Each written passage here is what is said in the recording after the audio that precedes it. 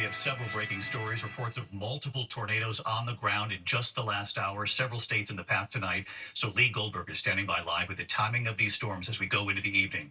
But we do begin tonight with U.S. markets in a free fall today for a second day in a row after President Trump's sweeping new tariffs. The Dow dropping more than 2,000 points today, only the fourth time in history we've seen this, falling 5.5% today alone, plunging close to 4,000 points in 2 days. The S&P 500 closing down nearly 6% today, and the Nasdaq down nearly 6% as well.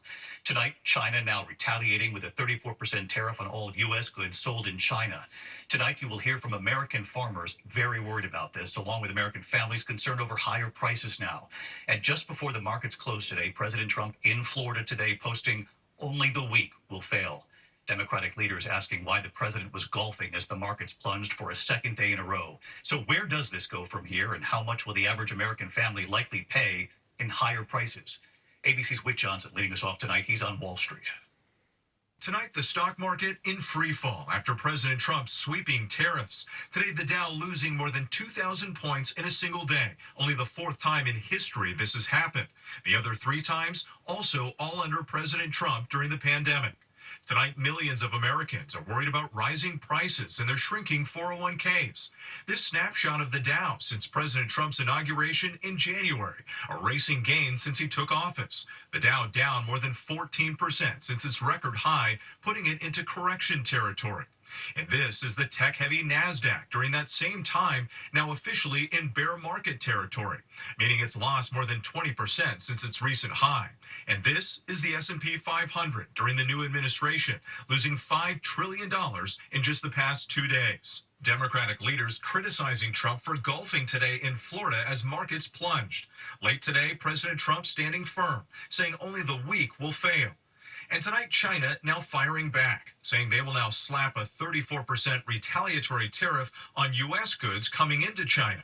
China banning 11 American companies and halting chicken imports from 5 of the largest agricultural exporters in the U.S. China is the third largest importer for U.S. agricultural products. American farmers are now bracing. Louise and Vance Emke have been farming in western Kansas for over 50 years, worried not only for themselves, but for the entire farming community.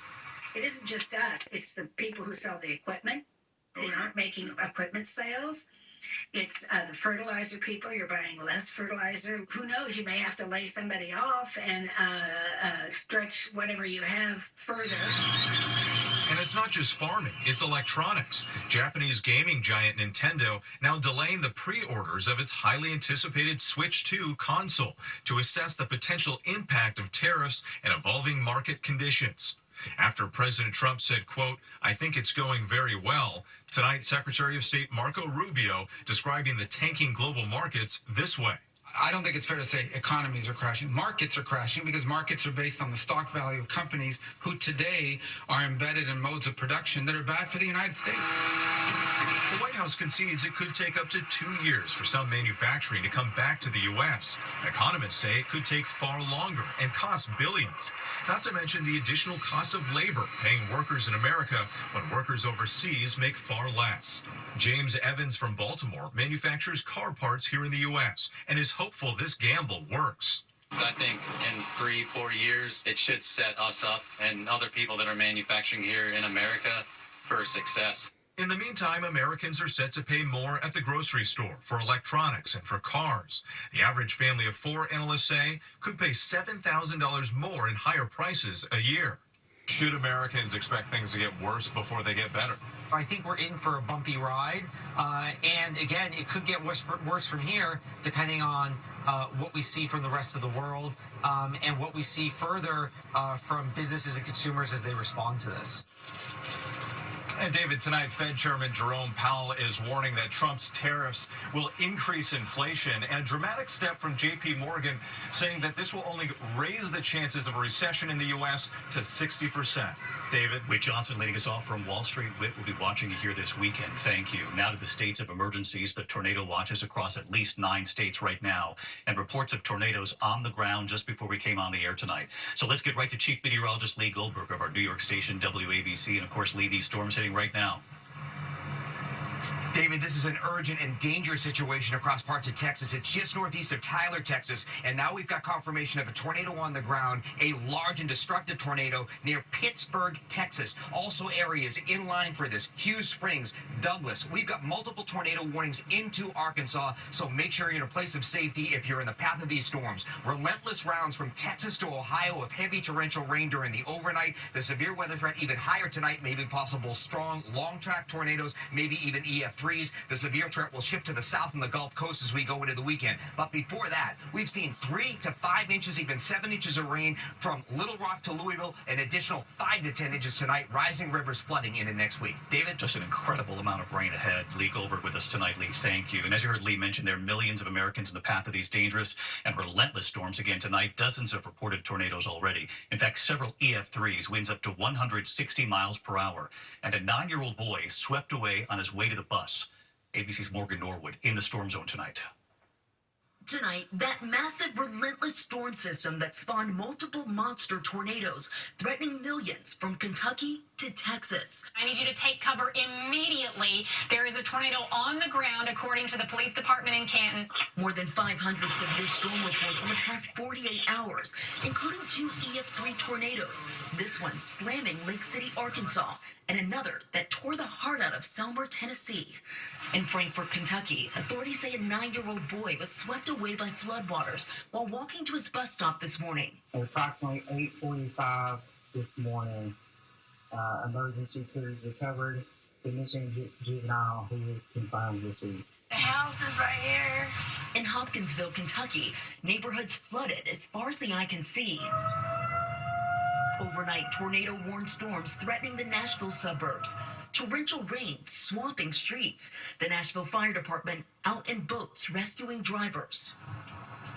And David, here in Little Rock, we are under that tornado watch through tonight. In fact, the National Weather Service warning of the possibility of those long-track tornadoes.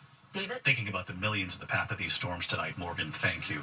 Now to the beloved priest shot and killed outside. One more note on the economy here this evening. A better than expected report on jobs. Employers adding 228,000 new jobs in March. The unemployment rate ticking up slightly to 4.2%. Of course, the report looking at numbers before the news of the tariffs this week. When we come back here tonight, the breaking headline involving the future of TikTok here in the U.S. Also tonight is CEO accused of choking a man on a cruise ship. What led to the alleged attack? And just in tonight, actor Val Kilmer's children and the statement they just put out tonight, what they want you to know in a moment here. Tonight, the CEO of a mortgage company is facing charges for allegedly choking and threatening to kill another passenger on board a Virgin Voyages cruise ship. Authorities say First American Financial Corporation CEO Kenneth DeGiorgio attacked the man because the CEO's wife had told the man to stop dancing barefoot on the dance floor on the ship. That passenger allegedly then cursing at her. Authorities say DeGiorgio was confined to his cabin until the ship arrived in Puerto Rico. Tonight, the future of TikTok here in the U.S. President Trump giving another 75 days before the deadline for its Chinese owners to sell to a U.S.-approved buyer or be banned in America. Congress ordered the sale over national security concerns. The president telling reporters he proposed giving China relief on tariffs to approve a TikTok deal. They now have until mid-June to make some sort of a deal. When we come back here tonight, just in here, the touching statement from Val Kilmer's children about their father and what they want you to know. Also tonight, the American dad who suffered from the same condition as Bruce Willis. Tonight, what his son is now doing. This is incredible. Who is our person of the week? To the index, and just in tonight, a statement from actor Val Kilmer's children paying tribute to their late father, who died of pneumonia this week at the age of 65. He had battled throat cancer. Mercedes and Jack Kilmer releasing a statement to People magazine, offering their gratitude for honoring his extraordinary memory. They say they are proud of him and honored to see his legacy celebrated by so many this week. When we come back here tonight, we witnessed Bruce Willis's struggle, and tonight here, the American son whose own father battled the same thing, and what he's now done. Who is our person of the week? Finally tonight here, the son honoring his father, our person of the week. Tonight, a devoted son's incredible bike ride across America in honor of his father. Spencer Klein taking off in Astoria, Oregon. Day one of biking across the United States. His mission to bike across country 3,652 miles to raise money and awareness about frontotemporal dementia, the same disease Bruce Willis is battling. Spencer lost his father Lawrence to it. He's determined to help other families like his. Day 4. A quick lunch of our usual tuna and peanut butter. Day 7, a hole in his tire. Day 10, arriving in Idaho past the beautiful farms. Having so much fun with breaking into a headwind. Day 13, a dog running into his path. The dog's okay, but Spencer broke his wrist. Day 19, crossing into Wyoming. Spencer's brother-in-law, Paul, continuing the journey on bike. Spencer walking behind him. Hopefully I'll be back in a week and a half once this bad boy heals. Colorado, Kansas, Absolutely exhausted. Just gotta keep going. Missouri, Nashville, Tennessee, Alabama, Georgia. Day 46, 300 miles left. A second accident. I was ran off the road by a truck and ended up breaking my collarbone. And then something remarkable. People across the country began biking for Spencer. In support of Spencer Klein. Spencer, I've got your back. Even Bruce Willis's wife, Emma Hemming Willis, hearing about Spencer. Spencer lost his father to FTD in 2012, and his goal is to raise as much awareness on this ride and funding to be able to find a cure in his lifetime. And finally, day 68, Charleston, South Carolina. Just walking these last 5 miles or so to the beach. Spencer wearing a brace, carrying his bike wheel, making it across country, stepping into the Atlantic. This week, Spencer was honored at the Association for Frontotemporal Degeneration's annual Hope-Raising Benefit, raising vital funds. And right here tonight, Hey, David. that proud son, Spencer. My hope is that one day, with everyone's help, we'll find a cure in my lifetime, and that no child will have to lose a parent to FTD. Thank you. And so we choose Spencer Klein. Spencer, you're something. If you'd like to help, you can go to theaftd.org to learn more. Good night.